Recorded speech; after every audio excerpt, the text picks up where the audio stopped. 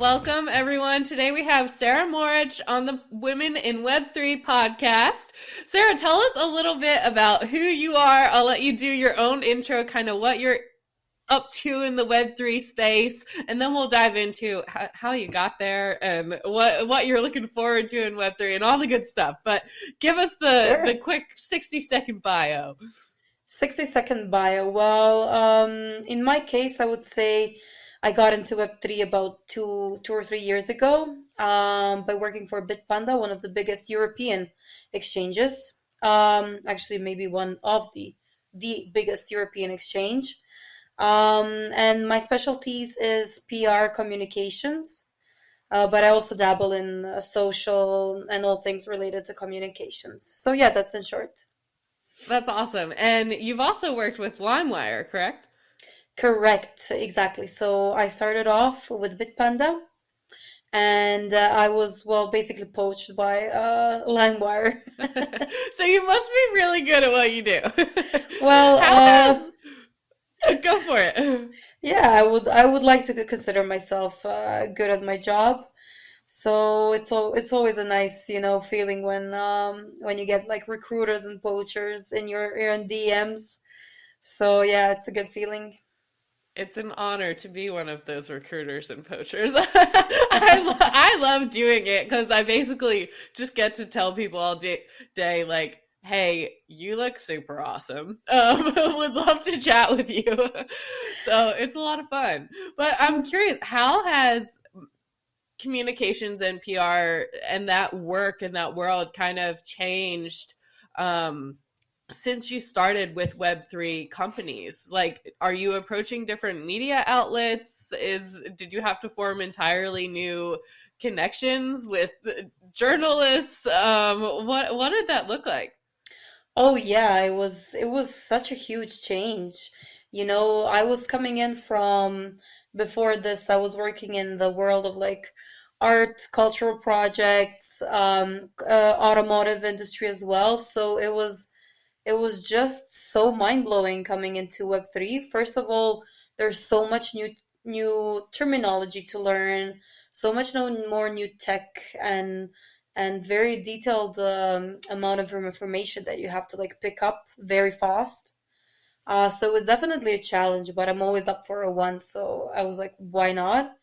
And it's a pretty interesting industry to learn about, right? So it's very fast moving, it's very future oriented. You have things going on a daily basis. Um, and it was just a huge change. And of course, that includes the way I work too, right? So before, I would say I had like a little database of my own and some contacts and so on.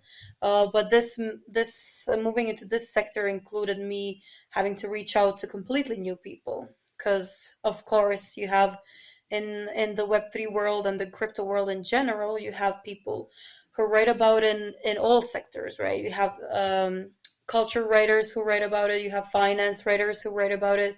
So it really required like a huge amount of work getting into it.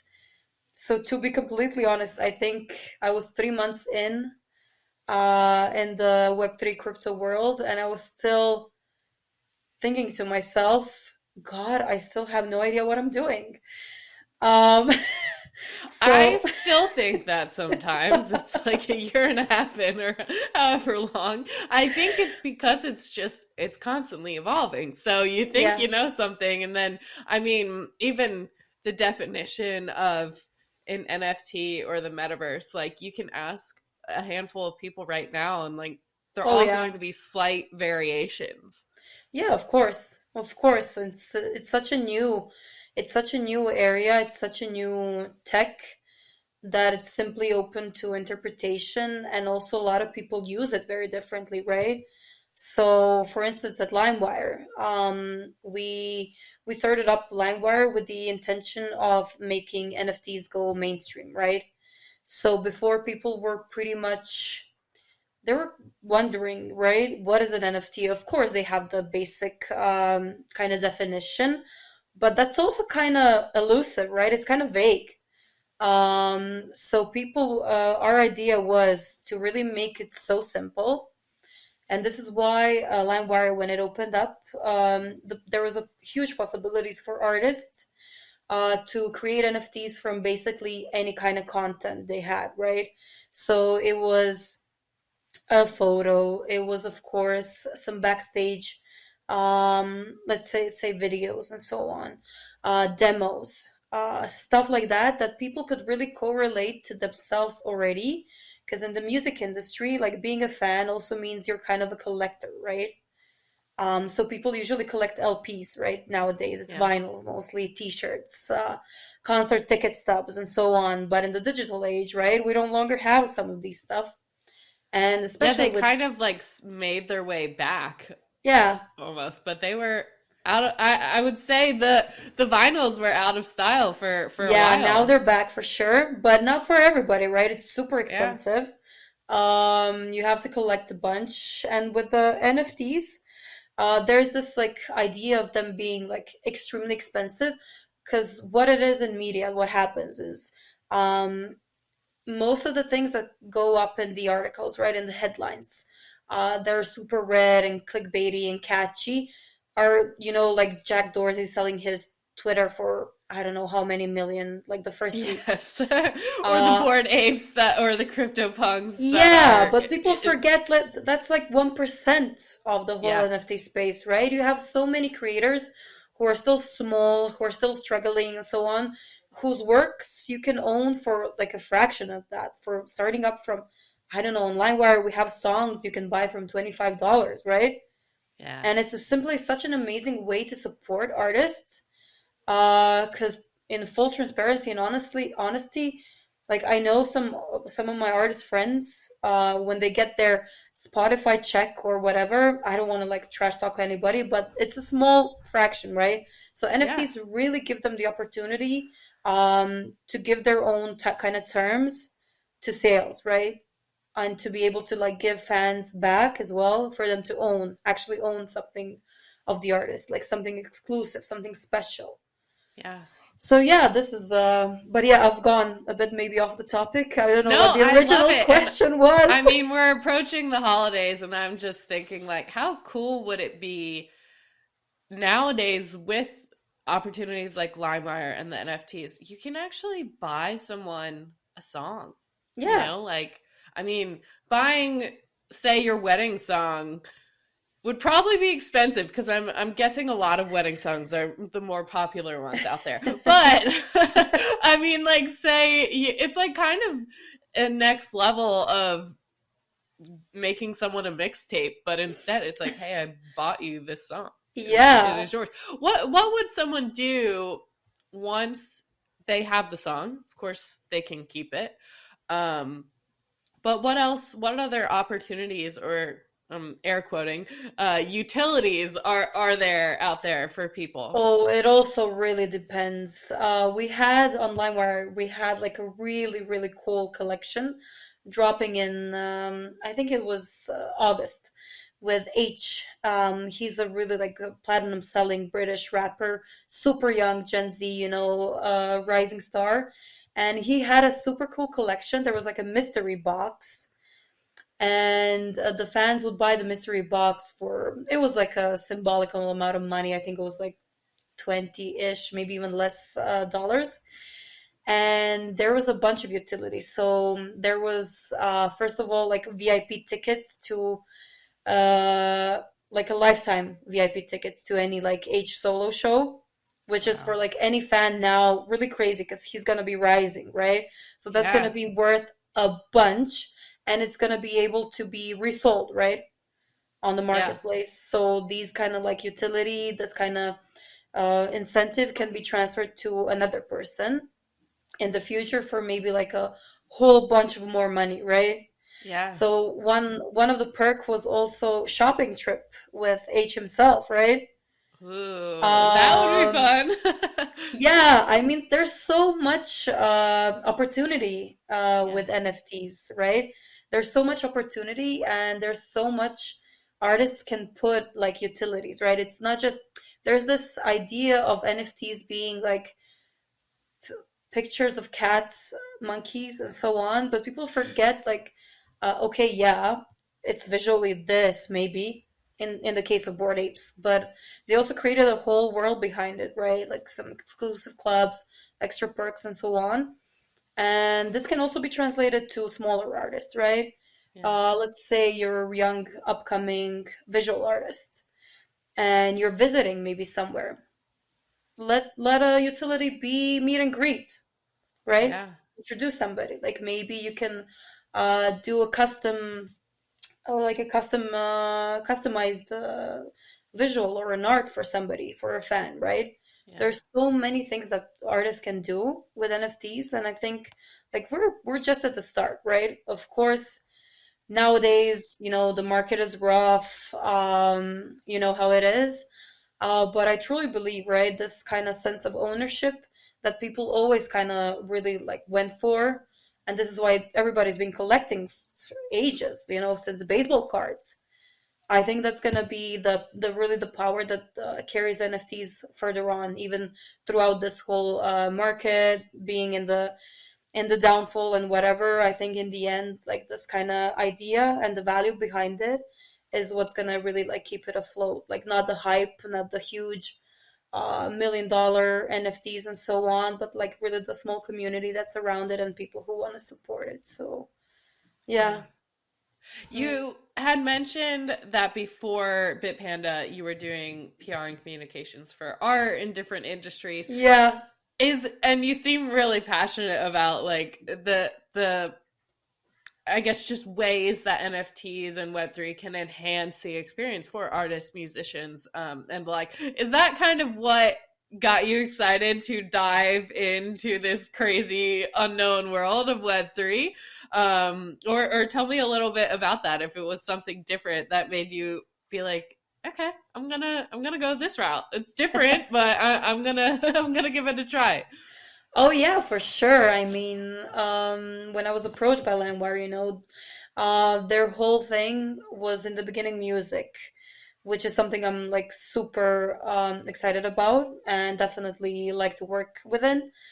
Me personally, I've been working for a music festival here in my base Croatia for a long time now, and I keep like helping out, even volunteering on like special music projects and so on. So it was definitely something that like piqued my interest, right? So, and especially when it comes to the possibilities, the opportunities, I simply couldn't say no, right? So yeah, I just dived in, and yeah, I think it's gonna be a lifetime adventure for sure. I I think that's a perfect description. Web3 and the people who are in it, it is an adventure. I feel like Yeah. every day. I wanted to back up too to something else that you said about first getting into the space. You didn't have a lot of connections in PR. Yeah. I've worked in PR before I got into the recruiting space, so I'm familiar.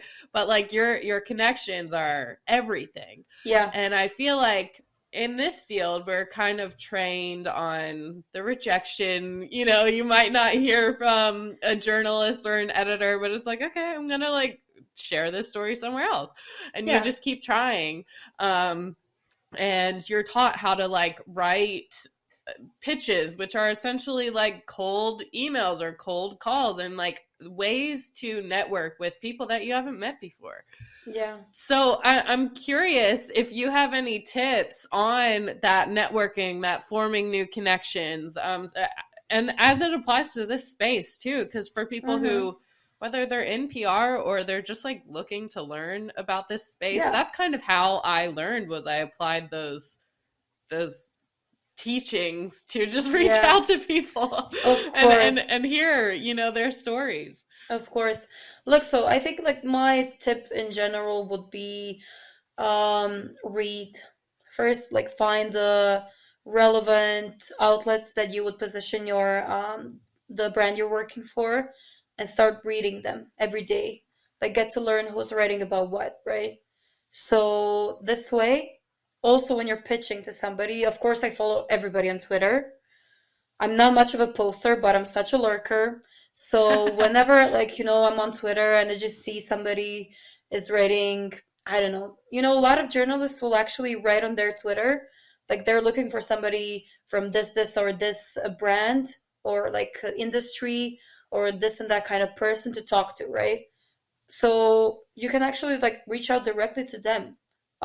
Me personally, I've pitched through DMs. It doesn't have to be like, especially this is the thing with Web3 and crypto.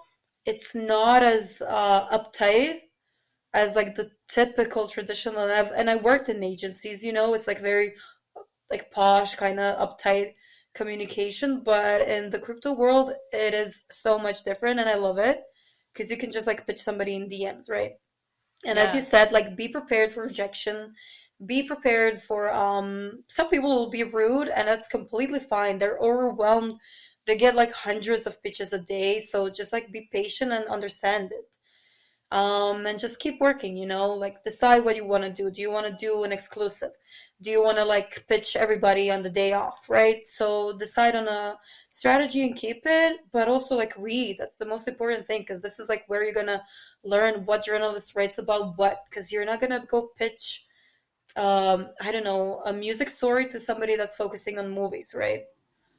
Or Yeah. you will, but you'll ask them, like, you're gonna tell them, like, hey, I know you mostly write about movies, but do you have a colleague that this would be an interesting topic for you, right? So just be Yeah. open and transparent, and I think that's the most important thing. Of course, sometimes you make mistakes. I think, like, my worst mistake was I was so tired, working endlessly, and I sent like something that was supposed to send to one person to another person, and they Yeah, I've made that mistake. and the journalist answered, to me like, "You're such a bad PR person. Like this is so embarrassing." And I'm like, my life is now over. But you reflect back, like I sent an apology email, like I'm sorry, this really Yeah. wasn't intended to go to you.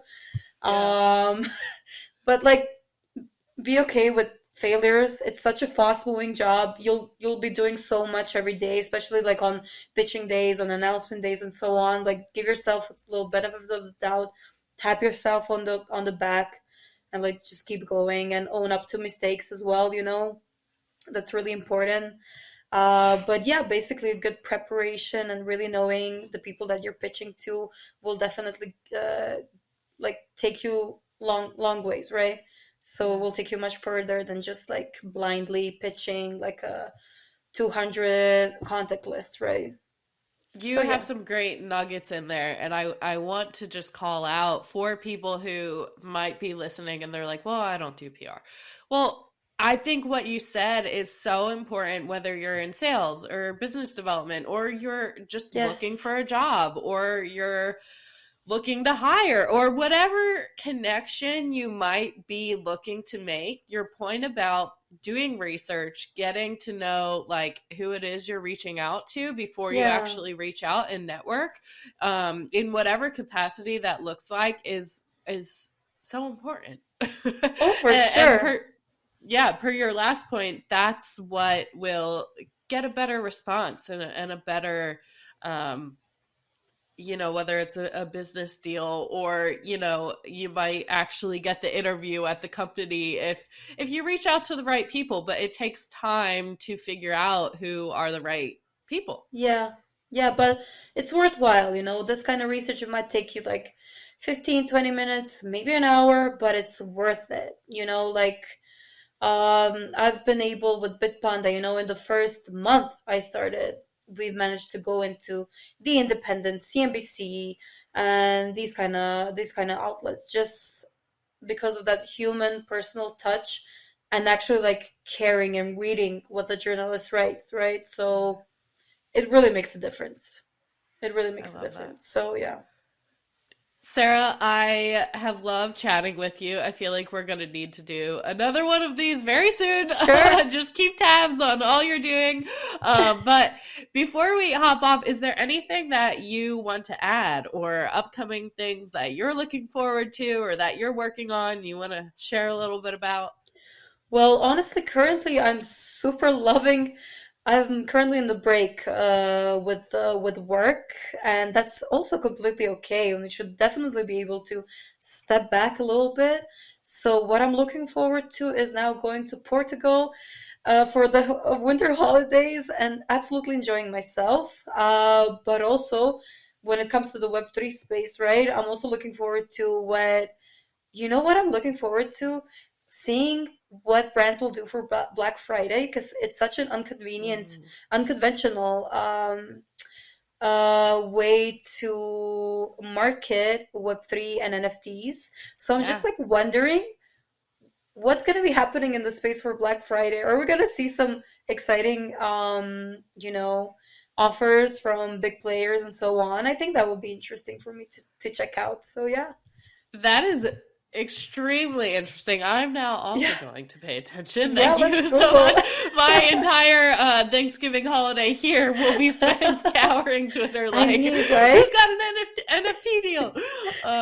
But for people who want to follow either your amazing trip to Portugal or your work when you dive back in with LimeWire, whatever it may be, where should they follow you? And we will drop these links in the show notes. Yeah, definitely LinkedIn. I would say Twitter, but honestly, I'm such a lurker there, not much of a poster.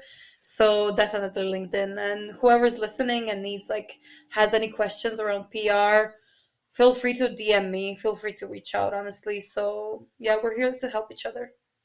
Perfect. Sarah, thank you so much. It was awesome getting to chat. Likewise. Thank you all so much for listening.